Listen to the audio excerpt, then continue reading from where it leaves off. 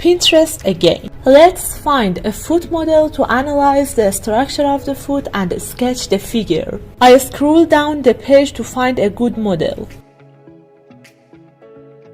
This is a good model that we can use. Let's go to the Photoshop to sketch this model. As I said in the previous video, in order to have a good sketch, we must specify the general forms and add details little by little.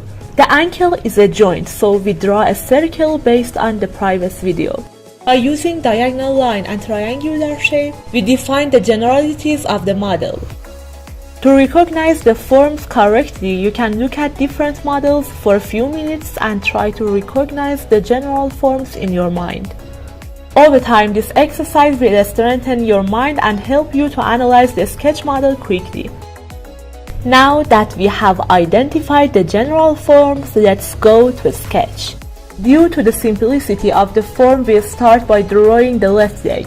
First, we draw the ankle, and after that I go to the other parts. I try to draw exactly the form that we specified on the model. Now we go to the second leg. Based on the first leg, I determine the region of the second leg. After that, I will determine the location of the ankle.